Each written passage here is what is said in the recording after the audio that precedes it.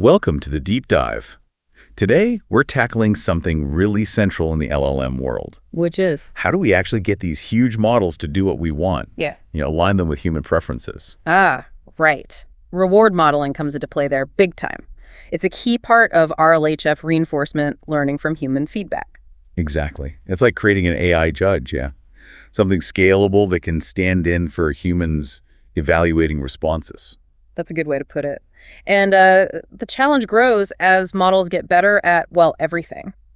We need reward models that aren't just good in one narrow area, but can judge quality across the board. Generalist reward models. Yeah. That sounds way harder than domain-specific ones. It is definitely a leap. And this is where things get, well, a bit murky, right? A lot of current reward models are kind of black boxes. They can be. Some just spit out a score, no explanation. Yeah, single number. Or you get the generative ones that do give text, but sometimes it feels, I don't know, flimsy, superficial. Right, like it's not really getting to the heart of the matter. And that lack of deep, understandable reasoning, it makes it tough. How do you really know why it liked one answer? How do you give it better feedback? Exactly. So that's the core problem. This research digs into making these reward models more interpretable and better performing, peeking inside that box. And hopefully making them more effective judges overall. So our mission for this deep dive, explore this new idea called reasoning reward models, ReasRMs. Specifically, we're looking at the RM-R1 models. Which frames reward modeling itself as a reasoning task. That's the shift. Right. We've got sources detailing how they built and tested RM-R1. So for you, our listener, aiming to get up to speed fast on complex stuff, this is your shortcut to some really cutting-edge work. Ready to unpack it? Let's do it. So the whole idea behind ReasRMs, it really comes from seeing how well long chain of thought works. Coats, yeah. Prompting models to show their work, basically. Exactly. You ask it to think step by step, and often the reasoning, the final answer, it gets much better, especially for tricky tasks. So the hypothesis here is if we give reward models that kind of step-by-step reasoning ability, then performance should go up. And crucially, interpretability, too. We should be able to see why it made the choice it did. Makes sense. So ReasRMs are generative models, but built specifically to reason their way to a reward decision. Precisely. They don't just pick A over B and maybe give a shallow reason. They generate a thought process, a justification for that preference. It's about understanding the why. Okay, so maybe let's contrast that quickly with the old ways. Yeah. We had scalar models first, the number givers. Yep, scalar RMs, they treat it like classification. Which one's better? Assign a score.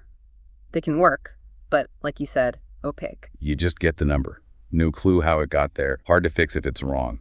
Exactly. Debugging is tough. Then you have the generative ones, GenRMs. Which sound better because they explain themselves. In theory, yeah. But the problem often is the explanation isn't very deep. It might mention surface features, but not the core quality, which kind of limits how good they can actually be at judging. The paper has that example, right? Figure 1, where standard model misses, like the emotional tone. Yeah, it fails to catch subtle emotional harm in one response compared to a more supportive one. It gets distracted by other things. But the reasoning model approach is different. It uses rubrics. Exactly. That's a key thing.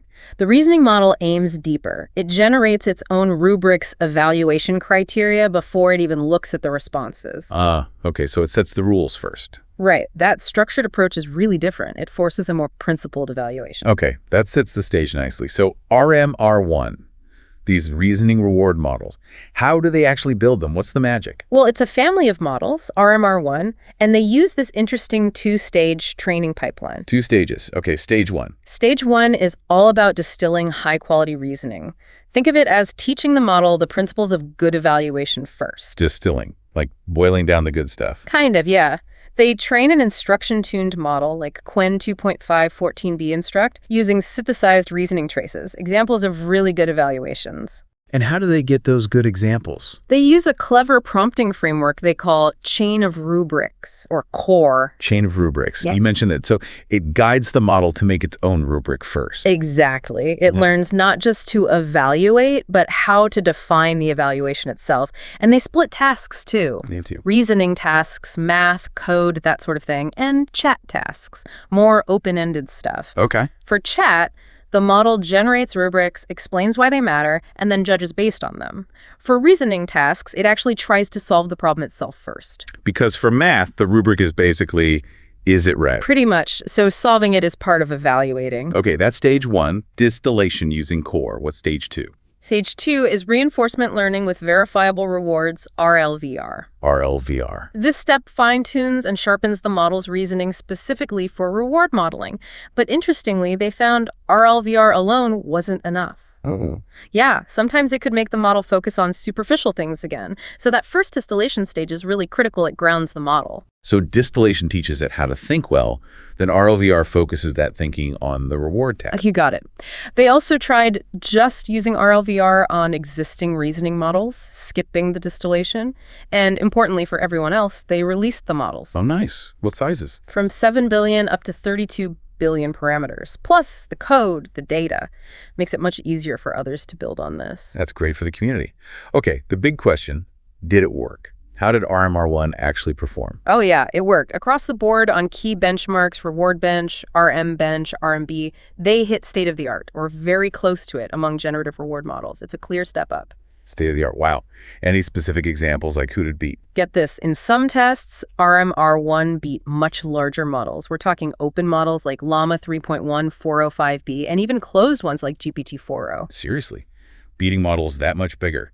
By how much? By up to 13.8% in some cases. It really shows that smarter training, focusing on reasoning, can let smaller models punch way above their weight. That is impressive. Okay, so performance is strong. What about interpretability? Did the reasoning aspect deliver there? Absolutely. That's the other huge win, because it generates these reasoning traces, or the rubrics for chat. You can see its homework. Exactly. You see the criteria it set, why it thought they were important, how it applied them. It's not just a score dropping out of the void. It explains why A is better than B, according to its own logic. Precisely. And this worked well across different areas: chat, safety, coding, math. The instruct-based models didn't seem biased towards one domain, though the models based on DeepSeek, which were already strong at reasoning, did particularly well on the reasoning benchmarks, as you might expect. And data. Do they need tons of data to train this reasoning capability? Actually, no, not necessarily. The instruct-based ones were quite data efficient. They got competitive reasoning skills without needing as much data as the DeepSeek distilled ones. So quality over quantity for the reasoning data. Seems like it. Focusing on good reasoning examples paid off. Okay, let's dig into that training a bit more. The chain of rubrics thing. How exactly does that work during training? You mentioned system prompts. Right. So for the instruct models, like that Quinn one, they use a system prompt. Figure 3 shows it. It tells the model, first figure out if this is a reasoning query or a chat query. Task classification up front. Yes. Then, based on that, it follows different steps. For reasoning, solve it, then evaluate. For chat, generate rubrics, justify them, then evaluate against them. So that prompt is like the model's instruction manual for how to judge different kinds of questions. Exactly. But for the models already specialized in reasoning, like the DeepSeek ones, they don't use system prompts quite the same way. Okay, how do they do it then? They use a user prompt instead. Figure 4 has an example. It basically just tells the model, act as an impartial judge, evaluate these responses using good reasoning. Simpler instructions for the reasoning specialists. Makes sense. And the reward signal, during that RL phase, the RLVR, what were they optimizing for? It was actually pretty straightforward. They focused mainly on correctness equation 6 in the paper. Did it pick the right preferred response? Just that. Yeah. Reward of 1 if correct, medic 1 if incorrect. The thinking was, the base model already learned formatting and instruction following during its initial training. The SFT stage. Right. So they didn't need extra rewards for like politeness or format, keep it simple. They tried adding a format reward actually, but said it didn't make much difference. Interesting. Simpler is sometimes better. What RL algorithm did they use? Group Relative Policy Optimization, GRPO. It's a variant of PPO. Okay. Main advantage is it doesn't need a separate value function. It uses the average reward from multiple tries as a baseline. Equations 7 and 8 get into the math if you're curious. Gotcha. Now, ablation studies are always super revealing. What did they learn by taking pieces out? Yeah, table 4 is key here. They tested this on the 32B Quinn instruct model. Big finding. Just doing RL from a cold start, no prior reasoning training, didn't cut it. So you can't just learn this complex reasoning purely through RL rewards. Yeah, doesn't seem like it worked well here. The results weren't great. But when they added query categorization, that step of classifying tasks as reasoning or chat, Qiusi? Yeah, Qiusi. That gave a big boost, especially to reasoning performance. Telling the model what kind of task it was helped it apply the right strategy. Okay, so task awareness matters. Definitely. But the biggest gains came from combining everything. Distillation first, then RL with query categorization. That initial reasoning pre-training made a massive difference across the board. So teach it to reason. Well, first, distillation. Tell it what kind of problem it's facing, QC. Then fine-tune with RL. That seems to be the winning combo. It really highlights the value of that foundational reasoning ability. Like building a strong foundation before putting up the walls. They also compared this reasoning training against just training on preference labels, right? SFT. Yes, Table 5 looks at that. They compared models trained just on A is better than B labels, SFT, versus models trained with their reasoning approaches. The reasoning-based methods consistently won out. Even just the distillation stage, without the final RL, performed better than SFT alone, and that held true even when the reasoning data was limited. Wow. So teaching it how to reach the preference is fundamentally better than just telling it the preference. That's what the data strongly suggests. It seems to lead to more robust and generalizable evaluation skills. Okay, that's a powerful insight. What about scaling? Does this reasoning approach get better with bigger models or more compute time? Yes, Figure 5 shows that. There's a pretty clear, almost linear improvement in performance as the model size increases. So bigger models benefit more from this reasoning training. Seems that way. They likely have more capacity to actually do the complex reasoning involved, and also giving the model more time at inference. Letting it think longer, generate longer reasoning chains. Exactly. That also boosted performance. More compute equals better reasoning, which equals better evaluation. Encouraging for future larger models then. The paper also mentioned training dynamics and a case study. Any quick highlights there? Yeah, Figure 6 shows the training curves. Starting the RL phase after distillation, what they call warm start RL, was much smoother and more stable than starting cold. The reward improved more consistently. Makes sense, starting from a better baseline. Right. And the case study, Table 6, with details in 7 and 8, really drove home the benefits. First, the transparency. Seeing the reasoning. Yeah, the judging process was clear, coherent, you could follow its logic. Second, the quality of the self-generated rubrics was impressive. Like the medical example. Exactly. For a question about sickle cell disease, RM-R1 identified accuracy as the top priority. The cold start model focused on fluffier things like relevance or number of points, even if the points weren't quite right. So RM-R1 understood what mattered for that specific question. It seemed to, yeah.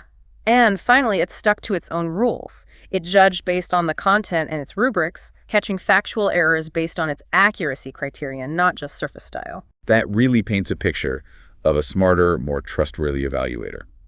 Okay, let's try and synthesize this. What are the main takeaways from this whole RM-R1 exploration? Okay, key points. 1, reasoning ability isn't just nice to have for reward models.